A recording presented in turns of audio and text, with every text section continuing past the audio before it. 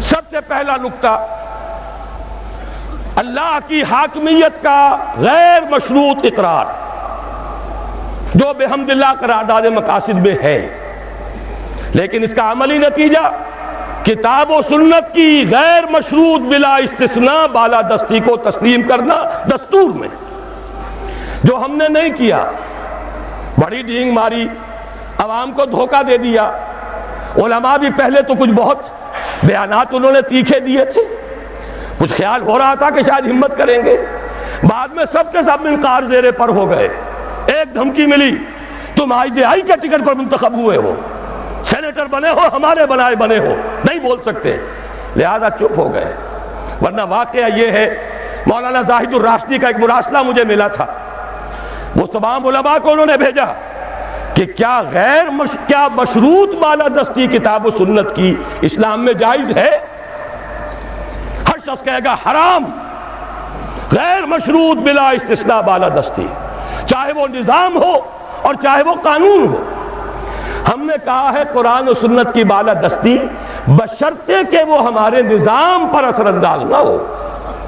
یہ کلمہ کفر ہے، یہ وہ بات ہے جو قرآن کہتا ہے افتؤمنون ببعض الکتاب وتکفرون ببعض فما جزاء من يفعل ذلك منكم الا خزي في الحیاة الدنیا ویوم القیامة يردون الى اشد العذاب وما اللہ بغافل عما تعملون۔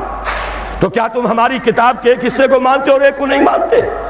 تو جو کوئی بھی یہ کام کرے گا اس کی سزا اس کے سوا کچھ نہیں ہے کہ دنیا کی زندگی میں ذلیل و خوار کر دیے جائیں، جو کہ ہم ہیں اس وقت ہے۔ آج کیوں ذلیل کے کل تک نہ تھی پسند گستاخی فرشتہ ہماری جناب میں؟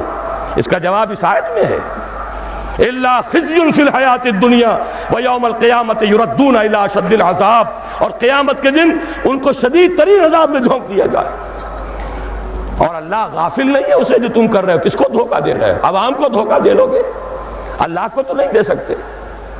عوام کو تم نے مطمئن کر دیا، ہم نے نفاذ شریعت ایکٹ پاس کر دیا، وعدہ پورا کر دیا، لیکن یہ کہ اللہ کے ساتھ یہ دھوکے بازی بہت مہنگی پڑے گی۔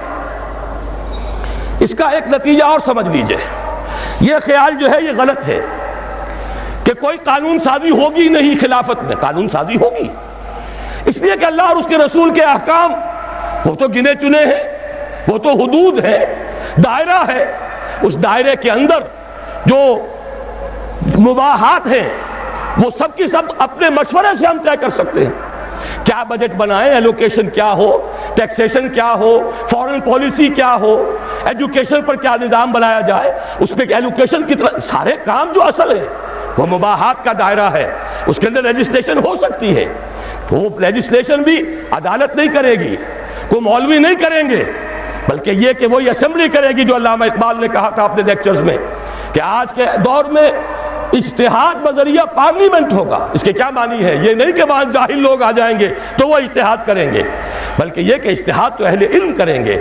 البتہ جس کا اجتہاد نافذ ہوگا وہ ہوگا جسے پارلیمنٹ کی اکثریت تسلیم کرے، اور عدالتوں کو یہ اختیار حاصل ہوگا، جو اعلیٰ عدالتیں ہیں سپیریئر کورٹس، وہاں ایک عام آدمی بھی جا کر دعویٰ دائر کر سکے گا کہ جناب دستور میں لکھا ہوا ہے کتاب و سنت کے خلاف کوئی قانون سازی نہیں ہو سکتی، فلاں قانون میں ثابت کرتا ہوں کتاب و سنت کے منافی ہے۔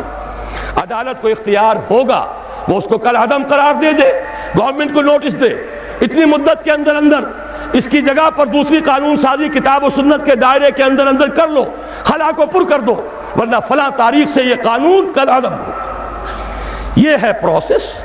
اس پروسیس کو واقعہ یہ ہے کہ صحیح انداز میں شروع کیا تھا ضیاء الحق نے، نظری طور پر ہر ایک کے ساتھ انصاف کیا جانا چاہیے، جو اس نے کیا ہے اس کا بھی اقرار ہو، جو نہیں کیا ہے اس کا بھی اعلان ہو۔ انہوں نے کیا، شریعت کوڈ بنا دی اور یہی اصول طے کیا، شریعت کوڈ میں ہر مسلمان جائے، کوئی قانون ہو اس کے بارے میں اگر وہ ثابت کر دے یہ کتاب و سنت کے منافی ہے، کل عدم ہو جائے گا۔ لیکن کیا نہیں کیا وہ بھی سمجھ لیجئے، شریعت کوڈ بٹھا کر اس کو ہتھکڑیاں بھی پہنا دی، بیڑیاں بھی پہنا دی۔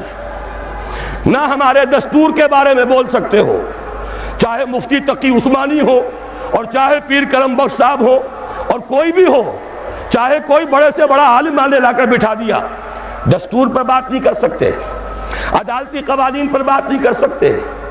مالی قوانین پر بات نہیں کر سکتے، اور تو اور آئلی قوانین پر بھی بات نہیں کر سکتے۔ انا للہ و انا الیہ راجعون۔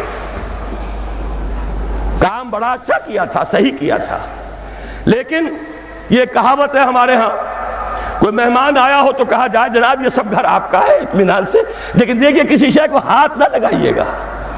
یہ حشر ہمارے ہاں ہوا ہے اسلام کے ساتھ، دکھا دی بڑی شریعت کورٹ، جسٹس غلام علی صاحب پہنچ گئے، اور ہمارے صاحب پیر صاحب پہنچ گئے، اور تقی عثمانی صاحب پہنچ گئے، اور بھی بڑے بڑے علماء پہنچ گئے، لیکن یہ کہ ان کو سجا کر بٹھا دیا گیا۔ ان چار طرف بالکل ہاتھ نہ لگانا، دیکھنا بھی نہیں۔